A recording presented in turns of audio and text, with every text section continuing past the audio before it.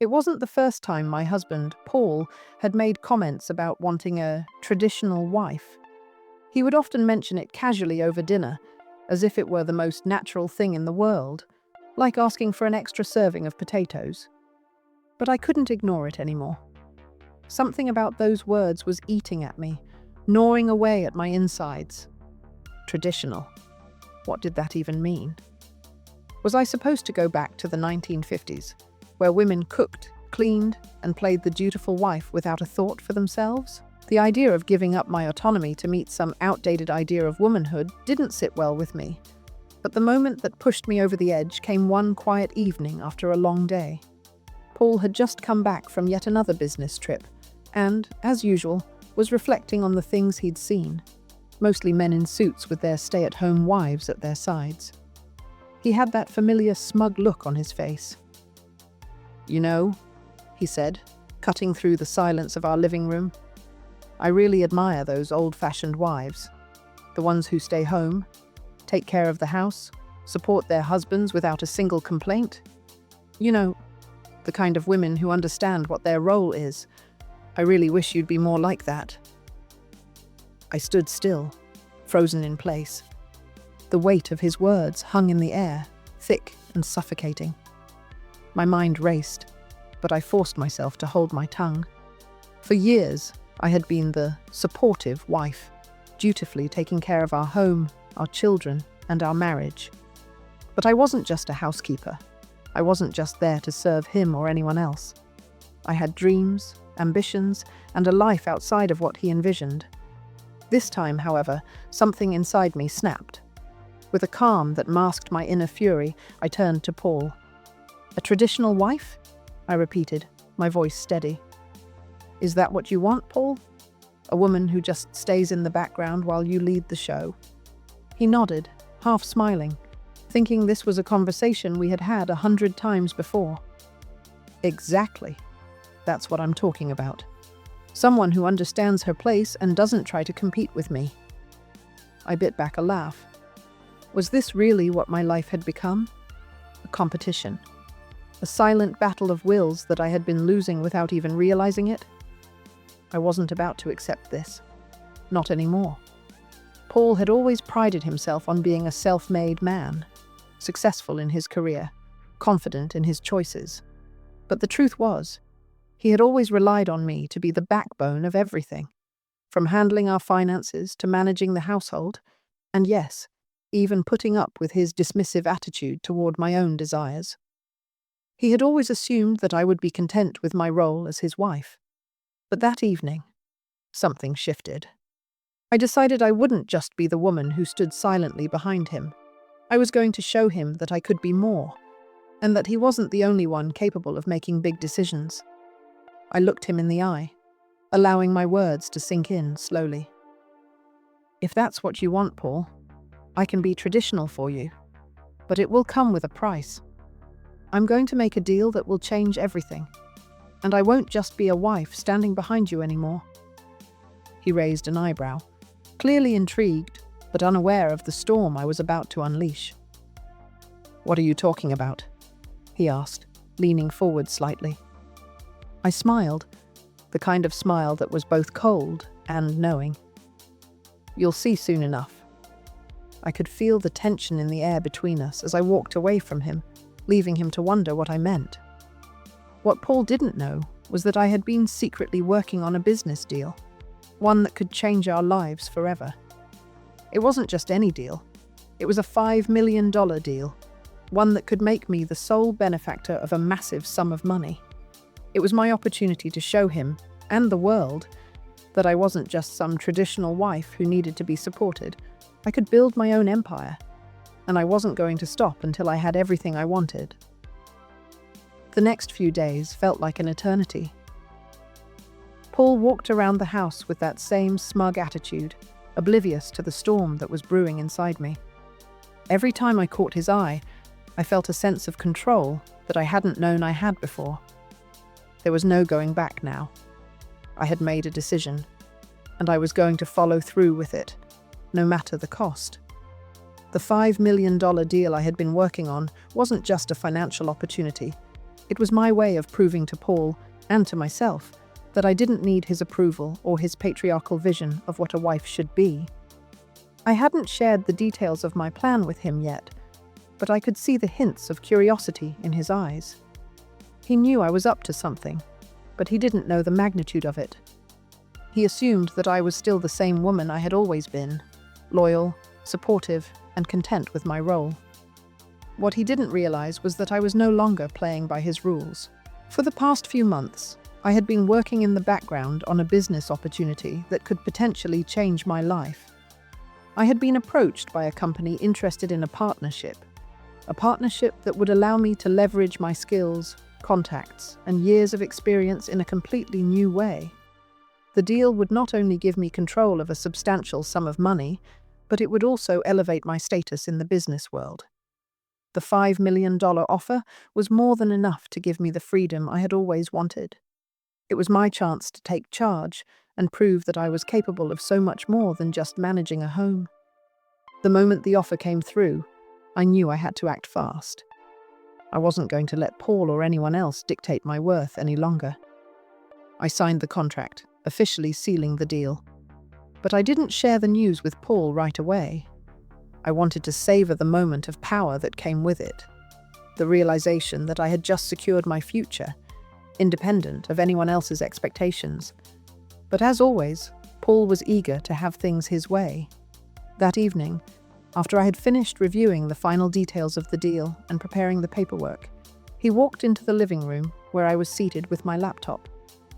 The casual tone of his voice made me feel like I was being drawn into another one of his familiar conversations. "So, how's it going? Have you thought about what I said? About being more traditional?" he asked with a smirk, completely unaware of the shift that had occurred in our relationship. I looked up from my laptop, meeting his gaze without flinching. This time, I didn't even smile. "Actually, Paul, I have been thinking about what you said," I replied, my voice calm but firm. "And I've made a decision." He raised an eyebrow, clearly expecting me to either laugh it off or nod in agreement, as I had done so many times before. But this time was different. "I'm going to be traditional," I continued, letting the words linger in the air. "But not in the way you think. I'm not going to sit at home and wait for you to lead the way. Instead, I've made a deal. A $5 million deal. It's mine, and I don't need you to approve it." There was a long silence. Paul's face froze as he processed what I had just said. His lips parted, but no words came out at first. Finally, he managed to stammer, "Wait, what? A deal? What kind of deal? Where did you even? Does it matter where I got it from?" I cut him off, standing up from my seat.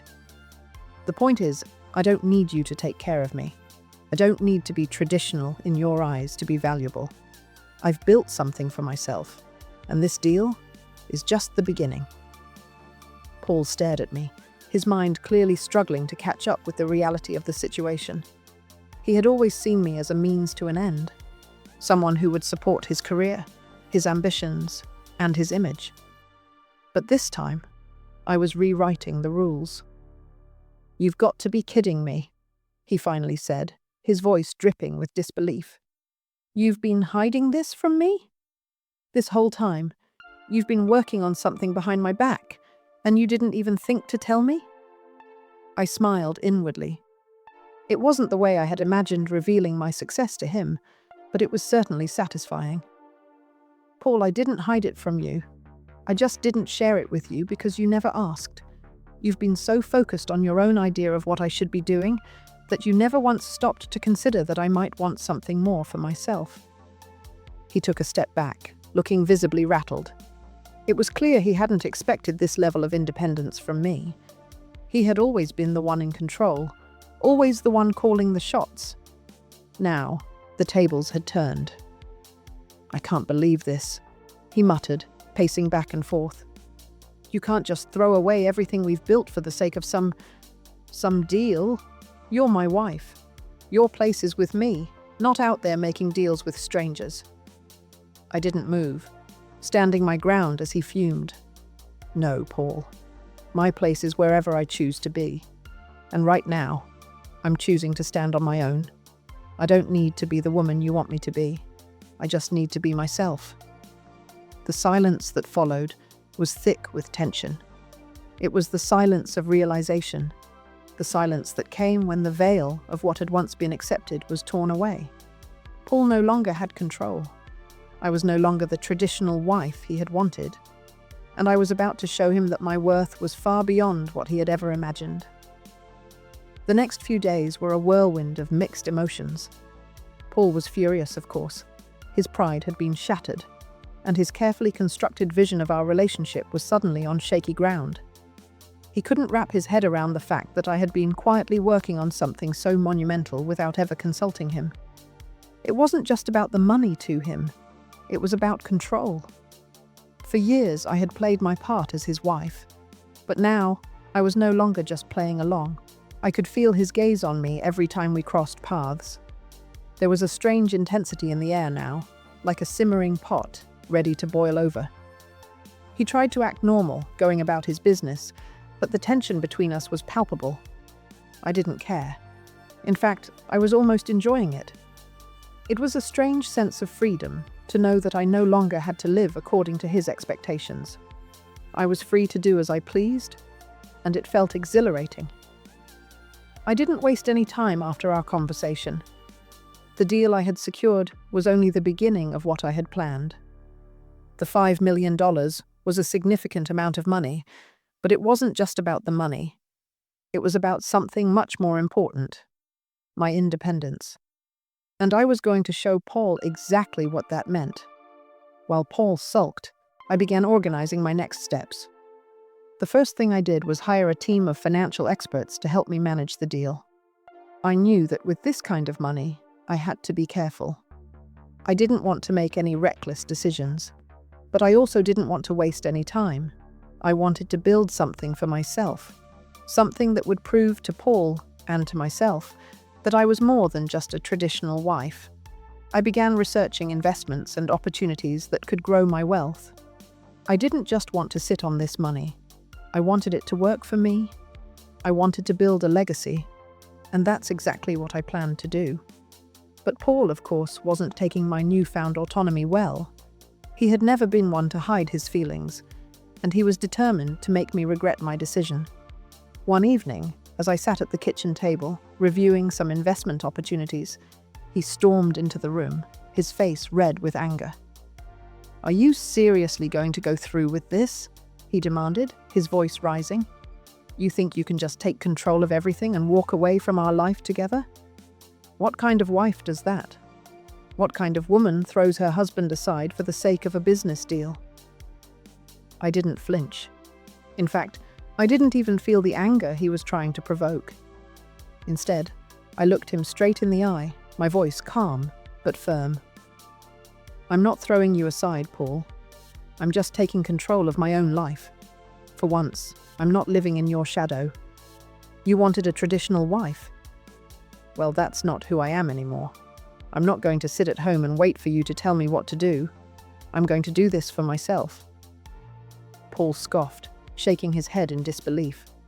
"You can't be serious. You're throwing away everything we've built, the house, the kids, everything, just for a few $1 million?" I stood up, my posture straight, my heart pounding in my chest. "No, Paul. I'm not throwing anything away. I'm building something new, something that's mine. And you don't get to decide what I do with my life anymore." The words stung, and I could see the hurt flash across his face, but I didn't care. For the first time in years, I felt powerful. I wasn't just a wife anymore. I wasn't just a homemaker. I was a woman on her own terms, and that was the most liberating feeling in the world. Paul didn't speak for a long time. He just stood there, fuming, trying to process what had just happened. But I knew that there was no going back for me. I had made my choice, and I was going to follow through with it. The next morning, I woke up with a sense of purpose that I hadn't felt in years. I dressed in something simple but sharp, determined to start my day with intention. I had a meeting with my financial advisor, a woman named Angela, who had been recommended to me by one of my trusted contacts. She was smart, ambitious, and had a no-nonsense approach to business. I knew she'd be able to help me navigate this new chapter in my life. As I walked out of the house, Paul was sitting in the living room, eyes glued to the TV, his attention focused on something, probably the news, or whatever else he thought would distract him from the reality of what was happening. I didn't even look at him as I walked past. I didn't need his approval. I didn't need his validation. I was doing this for me, and that was the key. I was finally living for myself. The meeting with Angela went better than I expected. She was everything I had hoped for and more. Smart, sharp, and completely professional, Angela listened intently as I explained my vision for the future. She didn't question my motivations, nor did she try to persuade me to take the traditional route. Instead, she dove right into the specifics of how we could make my $5 million work, how to invest it wisely, grow it, and eventually create something that was mine. And for the first time in a long time, I felt like I was finally making decisions that were purely for me. We spent hours mapping out my options: real estate investments, business ventures, and even potential startups that could make use of my skills and passions. I had always been interested in the arts, and I had recently started thinking about how I could incorporate my love for painting into a business. Angela was all for it, pushing me to take the plunge, to trust in my abilities and follow my gut. "This is your moment," she said, her eyes gleaming with excitement. "Don't waste it."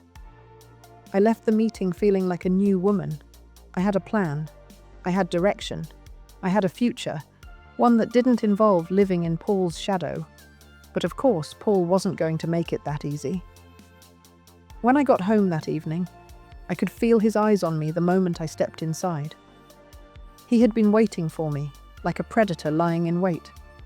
He had tried to act normal these past few days, but his resentment and anger were palpable. I could see it in the way he moved around the house, the way he stared at me when he thought I wasn't looking. As soon as I walked through the door, Paul slammed his glass down on the counter and turned to face me, his expression hard. "So, what did you do today? More meetings with your business experts?" he asked, the sarcasm in his tone unmistakable. I gave him a tight smile, refusing to let his words get under my skin. "Yes, Paul, I did. I'm making plans. I'm building something for myself."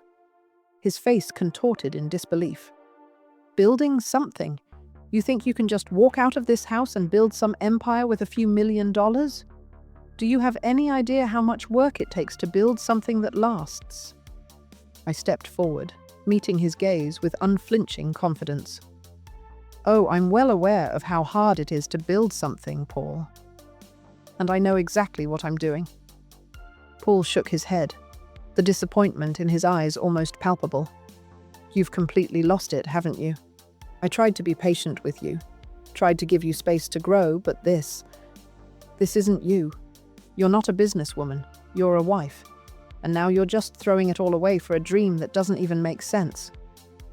I couldn't help but laugh, a soft, almost pitying laugh. "I'm not throwing anything away, Paul. I'm just finally doing what I want to do. You don't get to define who I am anymore." The words seemed to hit him harder than I had anticipated. He took a step back, his face flushing with anger and embarrassment.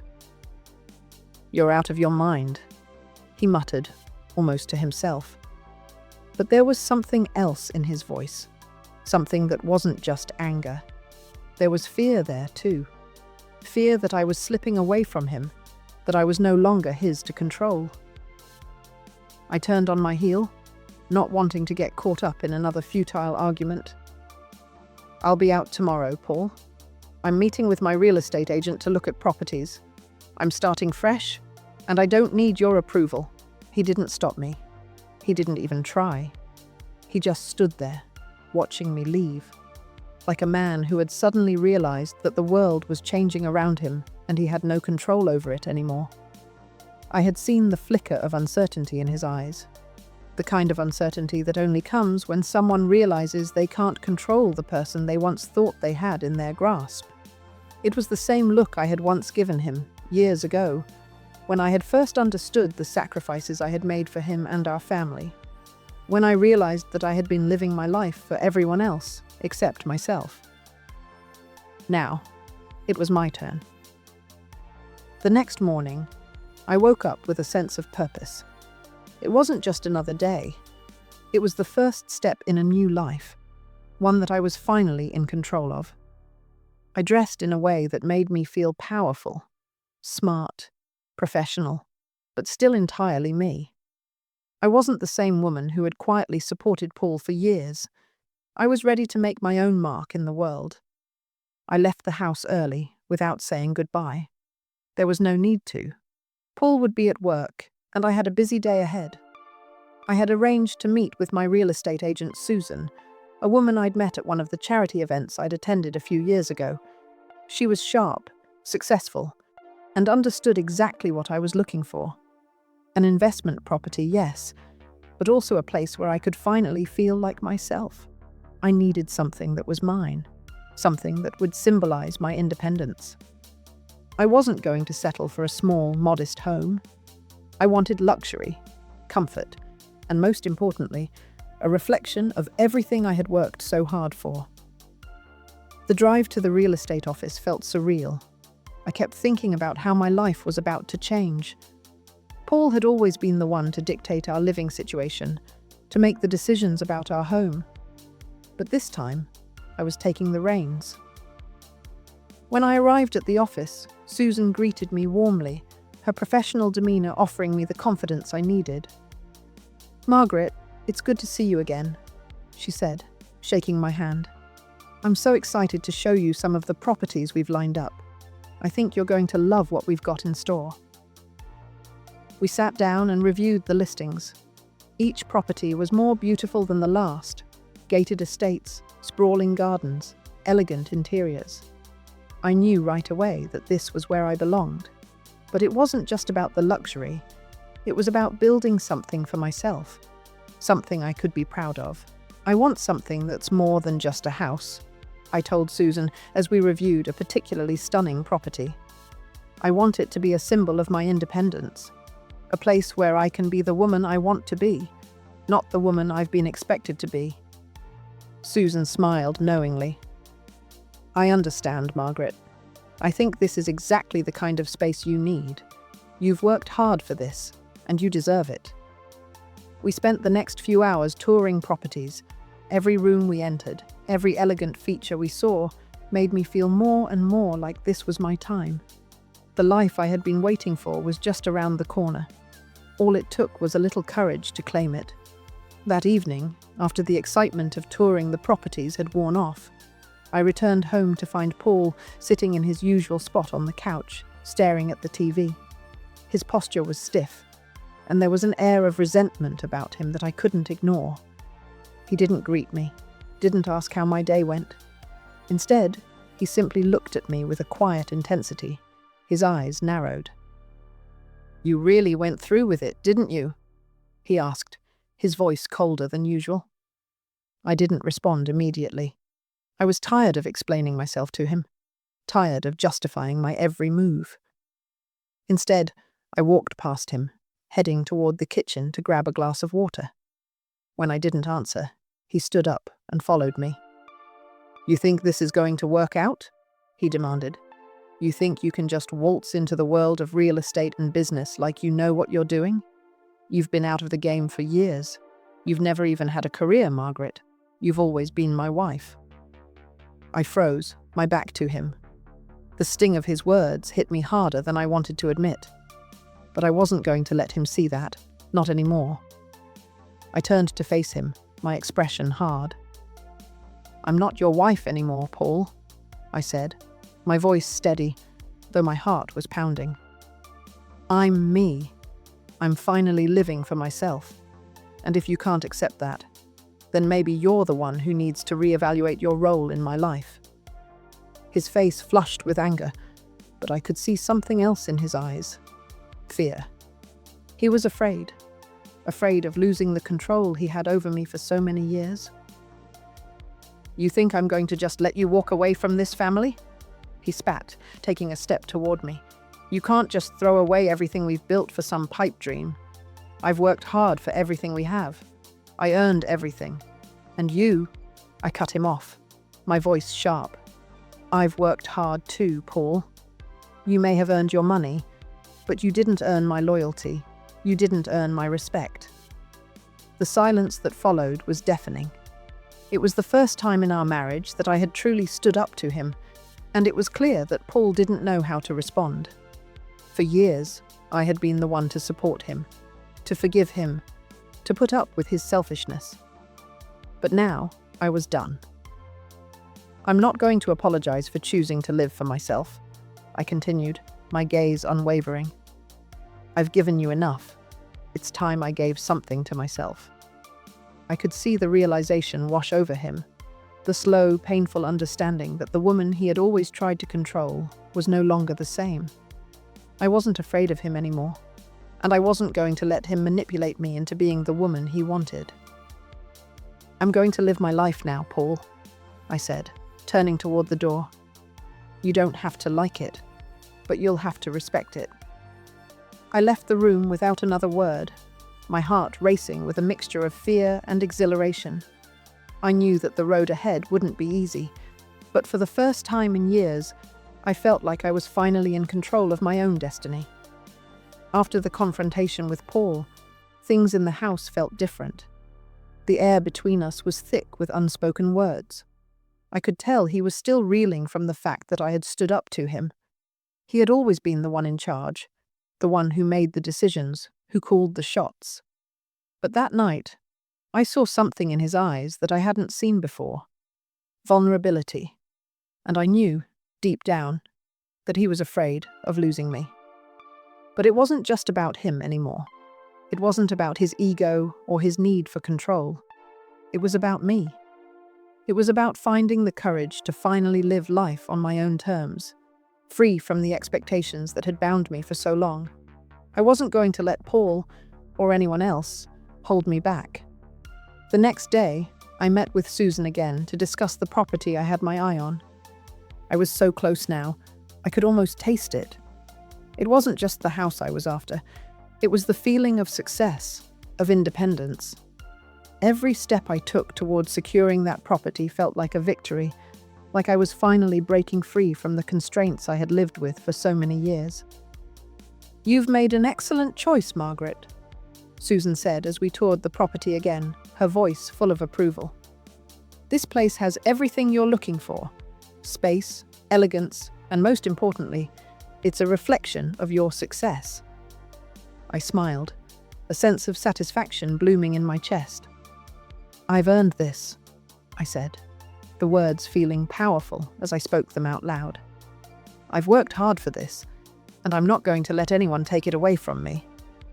Susan nodded, clearly impressed by my newfound confidence. "You've certainly worked hard, and you deserve every bit of it. Now, let's make it official." Later that day, I signed the papers for the property. It felt surreal, but at the same time, it felt like I was finally claiming what was mine. This wasn't just a house. This was the first step toward building my future. A future where I was in charge. A future where I didn't have to answer to anyone but myself. As I left the real estate office, the excitement surged inside me. I could feel the weight of the decision settling in, and it was a good kind of weight.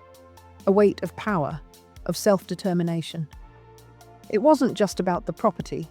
It was about everything I had overcome to get to this point. For years, I had put my needs last.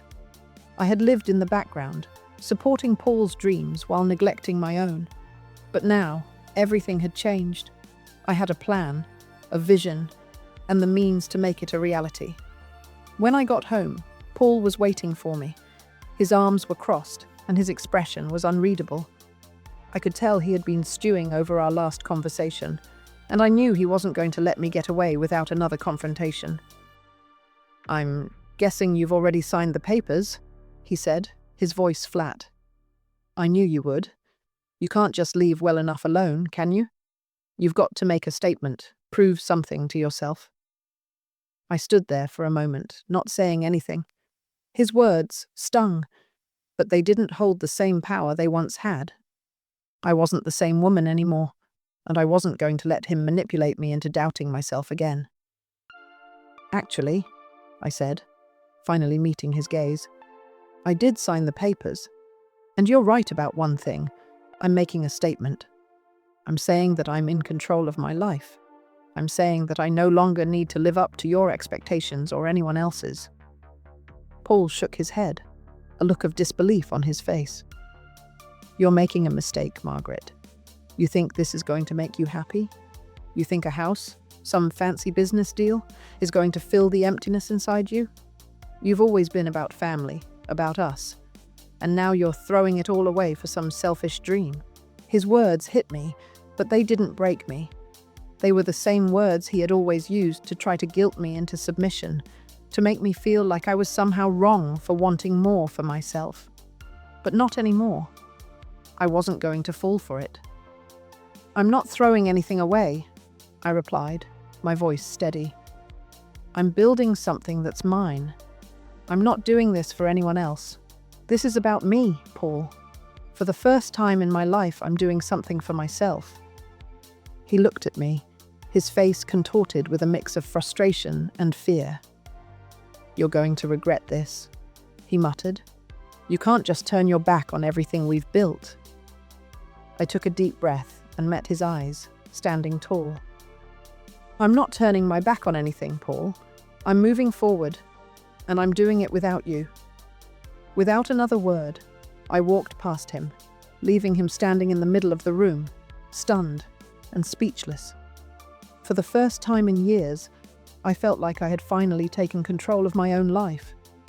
It wasn't about getting revenge or proving him wrong. It was about finding my own happiness, about being true to myself, and about not allowing anyone to dictate my worth. The night I spent in my new house was nothing short of surreal. I had spent years living in the shadow of Paul's decisions, always compromising, always adjusting my dreams to fit into his vision. But tonight, I was alone in a place that was all mine. No one else's opinions to consider, no one to tell me what to do, no one to judge my choices. It was just me, in a beautiful, sprawling home, ready to start a new chapter.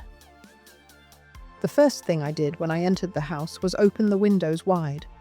The fresh evening air flooded the space, and I could almost feel the weight of my old life lifting off my shoulders. It was as if the house itself was welcoming me, offering a new beginning. The rooms, which had once been nothing more than empty shells, now felt full of possibilities. I could already envision the future I was going to build here. My art studio, a space for my creativity to flourish, and a life where I was in control. I took a moment to simply stand in the middle of the living room, letting the silence surround me. For years, I had listened to the constant hum of expectations, the noise of Paul's ambitions, the constant reminder that I was just the wife. But here, in this space, I was no longer just his wife. I was Margaret, a woman with dreams, with ambition, with a future. I walked through the house slowly, taking it all in. The hardwood floors, the high ceilings, the open kitchen that looked out onto a beautiful garden. The space was perfect for the life I wanted to build. It was more than just a home. It was a symbol of everything I had worked for, everything I had sacrificed to get here. I couldn't help but smile to myself, a sense of triumph filling my chest. As I stood in the doorway of the master bedroom, I allowed myself a quiet moment of reflection. I had always dreamed of owning a home like this, a place where I could feel at peace, a place that was mine, not shared with the man who had controlled every aspect of my life for so long. Now, it was a reality. I unpacked slowly, savoring each step, each box that I opened. It felt like reclaiming a piece of myself with each item I put away. Clothes that had been stuffed in closets for years, paintings I had once thought about displaying but never had the courage to. Tonight, I was putting it all in its rightful place. Tonight, I was finally living the life I had always wanted. It wasn't long before the phone call came. I had just finished unpacking the last of my things and was preparing to sit down with a glass of wine to celebrate my first night in my new home when my phone rang. The number on the screen was unfamiliar, but something told me it was important. I picked up. "Hello, Margaret?" The voice on the other end was a little shaky, but firm. "Yes, this is Margaret," I said, my curiosity piqued. "Hi, I'm Angela from the business deal you signed with. I hope you're doing well," Angela said. "I have some important news. There's been a development with the $5 million deal. There's a significant opportunity that's come up, and we need to act quickly. It could potentially double your investment within the next 6 months." My heart skipped a beat. I had expected the deal to take some time to mature, but I hadn't anticipated anything like this. "What kind of opportunity are you talking about?" I asked, eager to know more. "It's a chance to buy into a high-growth venture that's about to take off. It's risky, but the potential returns are astronomical. The company has been on the rise for the past few months, and they've asked for someone with your background to join the investors." I leaned back in my chair, letting the information sink in. This was more than just a simple investment. It was a chance to truly make my mark.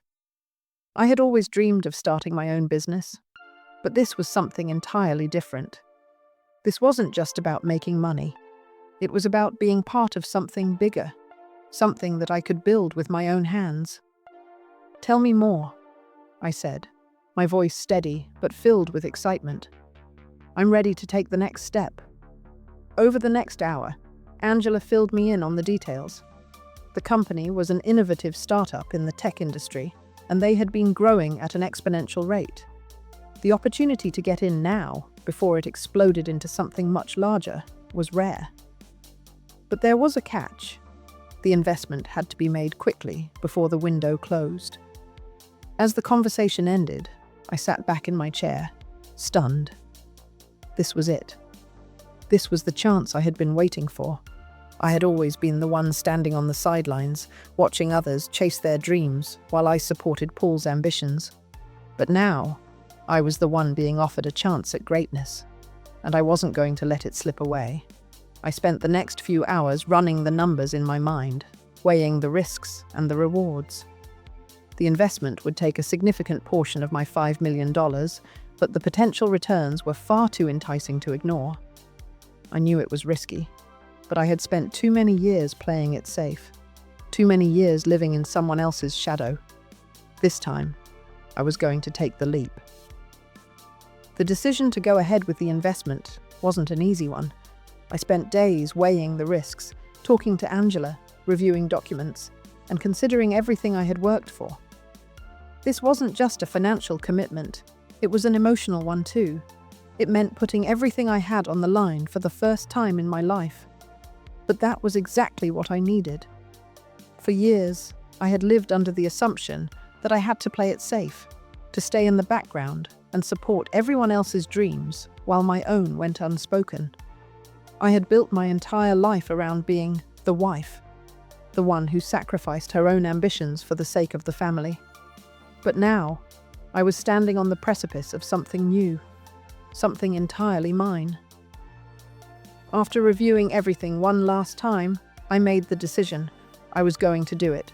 I was going to make the investment. I called Angela and gave her the green light. "I'm in," I said, my voice calm. But inside, I was shaking with excitement. "Let's move forward." There was a pause on the other end of the line, followed by Angela's enthusiastic response. "Margaret, you won't regret this. I promise you, this is going to change everything." For the first time in years, I felt the exhilaration of taking a bold step, one that was all mine. It wasn't about proving something to Paul or anyone else. It was about proving to myself that I could do it, that I could step out of my comfort zone and create a life that I could be proud of. This wasn't just about money. It was about finally taking control. The next few weeks were a whirlwind. I met with financial advisors, reviewed the business plans, and became more involved in the process than I had ever imagined. I was no longer just sitting on the sidelines. I was in the game. I started attending meetings with Angela and other investors, learning the ins and outs of the industry, and gaining confidence in my ability to make decisions. Every step forward felt like a small victory. I wasn't just building wealth. I was building the woman I had always wanted to be.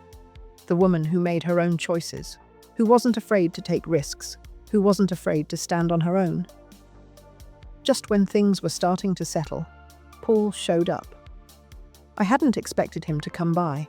After all, he had made it clear that he wasn't happy with my choices.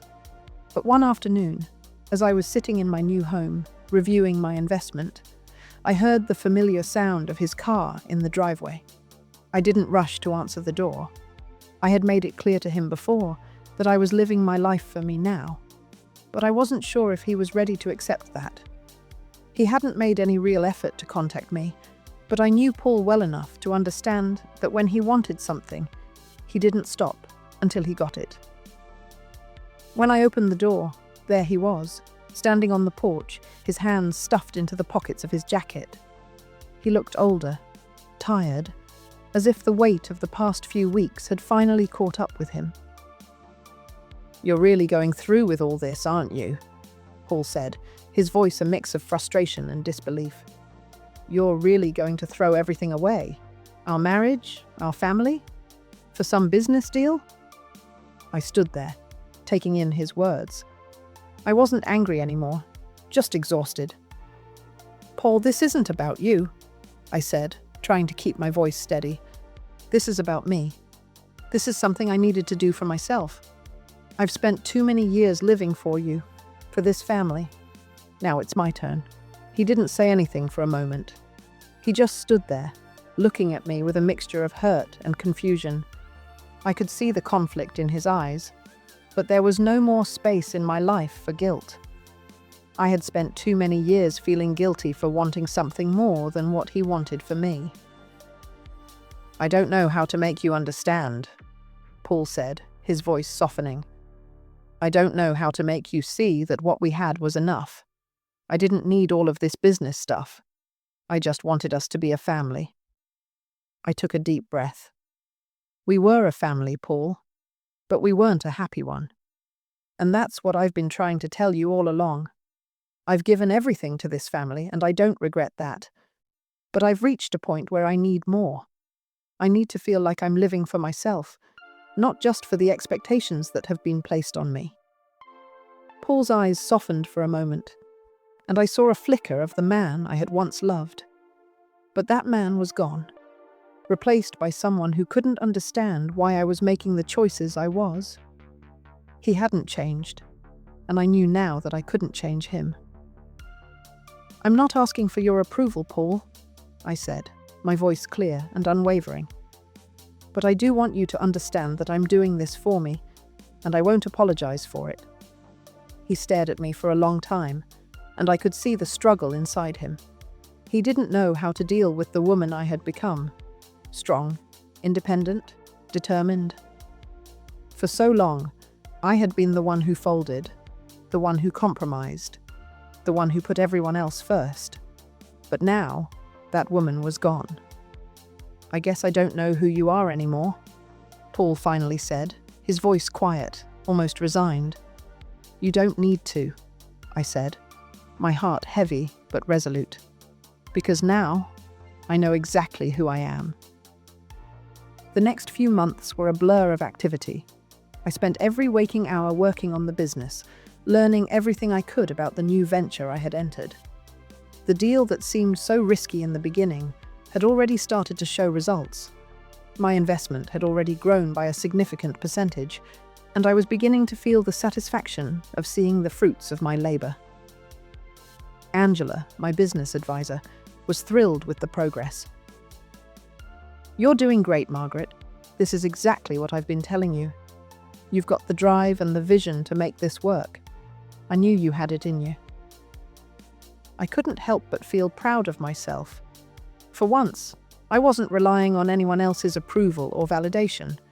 The success I was experiencing was entirely mine. This wasn't just about the money. It was about proving to myself that I was capable of standing on my own, making bold decisions, and succeeding without having to play by anyone's rules but my own. But even as the victories stacked up, I couldn't escape the feeling that Paul was lurking in the background, trying to figure out how to win me back. Every once in a while, he would send me a text or leave a message, but they were always filled with guilt and manipulation. He would say things like, "I miss you," or "We were good together," as if those words would suddenly make me forget everything that had happened. I didn't respond. I couldn't. Not anymore. Instead, I focused on building my own future. I started planning for expansion in my business, looking into new opportunities that could push me even further into the world I had always dreamed of. I was in control. I was no longer living in the past, no longer waiting for someone else to give me permission to live my life. And with each step forward, I could feel the weight of the years I had spent sacrificing for others lift from my shoulders. I had finally found my place. Just when everything seemed to be falling into place, my past came knocking. It wasn't Paul this time, but rather Susan. His mother, my former mother-in-law. I hadn't heard from her in months, and honestly, I had no intention of ever speaking to her again. But one afternoon, as I was sitting in my new office, getting ready for an important conference call, the doorbell rang. I opened the door, and there she stood, Susan, with her impeccable clothes and haughty expression, the same woman who had never once treated me with the respect I deserved, the woman who had always seen me as nothing more than a caretaker, someone who was expected to serve the family without question. "Margaret," she said, as if she had all the right in the world to show up unannounced, "I hope I'm not interrupting anything." I stood in the doorway, not inviting her in. "What do you want, Susan?" I asked, my voice calm but firm. She didn't seem to mind the cold reception. "I just wanted to talk. I thought we could have a civilized conversation. You know, now that you're no longer part of the family." I felt my patience starting to wear thin, but I kept my composure. "I'm no longer part of the family because I chose not to be. I've made it very clear to everyone that I'm not going to live by your rules anymore." Susan sighed, as if she were dealing with an unruly child. "You don't understand, Margaret. You've made a huge mistake. Paul and Ethan are both suffering. They don't know what to do without you. You're their family, and they need you." I raised an eyebrow. "You're really here to guilt me into coming back, aren't you? You think I'll just drop everything and return to that life?" Her eyes narrowed. "I'm not asking you to return to being his wife. I'm asking you to be a mother, to be a real mother to Ethan, who is now struggling with everything that's happened. He's lost without you, and I'm afraid he's not going to be able to handle it much longer." For a moment, I considered her words. Ethan, my adopted son, had always been the center of my world. I had raised him, fought for him, and sacrificed everything for him. But the reality was clear. He was no longer the boy I had once known. He had become someone I didn't recognize, someone who would throw me away in a heartbeat if it suited him. "I've done everything I could for Ethan, Susan," I said, my voice steady. "I gave him my heart, my time, my money. But there comes a point when enough is enough. I'm not going to let him, or anyone else, manipulate me into feeling guilty for wanting a life of my own." Susan's face hardened. "You'll regret this. You'll see. Family is everything. And when you're alone, with no one to stand by you, you'll come crawling back to us. You always do." I shook my head, my resolve unwavering. "No, Susan, I won't. This is the life I've chosen, and it's a life where I'm finally living for myself. I won't let you or anyone else drag me back into a life of self-sacrifice and guilt." Without another word, I closed the door, leaving Susan standing on the other side. I felt a mix of anger and relief. I knew she wouldn't be the last person to try to pull me back into the past. but I also knew that I couldn't let it happen. I had come too far to turn back now. The next few days felt strangely quiet. There were no more messages from Paul or Susan, no more phone calls from Ethan. For the first time in a long time, I felt like I could breathe, like I was no longer tethered to the past, no longer haunted by the weight of old expectations. I focused entirely on my business, making decisions that were bold and purposeful. My investments continued to grow, and I had already secured additional properties, some of which I planned to develop into art galleries or boutique businesses. I was no longer just a woman with an inheritance. I was an entrepreneur in my own right, building something sustainable and meaningful. But, as always, the past had a way of creeping in. One afternoon, as I was preparing to leave my office to meet Angela for a final meeting about the next phase of the investment, I received an unexpected text. It was from Ethan. "Mum, I know things have been tough, and I've made a lot of mistakes. But I'm reaching out because I don't know who else to turn to. I need your help. Please, I'm sorry." My heart clenched as I read the message. I hadn't heard from Ethan in months, not since everything had blown up. He had been so angry, so full of resentment after I had cut ties with him. And now, suddenly, he was asking for my help. I didn't respond right away. I needed to think. The last time I had given in to his manipulations, it had nearly cost me everything. But as much as I wanted to help him, I knew deep down that I couldn't. I had given him my heart, my savings, my time, but that was no longer my responsibility. I had spent years enabling him, allowing him to take advantage of my love and sacrifices. It was time for him to face the consequences of his actions. I texted him back, my fingers hovering over the keyboard for a moment before I finally typed out my response. "Ethan, I've already given you everything I could. It's time for you to take responsibility for your own life. I'm sorry, but I can't help you anymore. I'm done." The moment I sent the message, a wave of calm washed over me. I wasn't angry, but I wasn't sad either. I felt free. It wasn't that I didn't care for Ethan anymore. It was that I had finally realized that I couldn't keep living my life for him or anyone else. My decision to walk away from him and Paul wasn't about rejecting them. It was about accepting myself. It was about understanding that I deserved a life of my own. I walked out of my office, ready to meet Angela, feeling a weight lift off my shoulders. I had no idea what the future would hold, but I knew one thing for sure. It was mine to shape, and I wasn't going to let anyone take that from me. A month passed, and I settled more comfortably into my new life. The business was thriving, and I was starting to see the fruits of my hard work.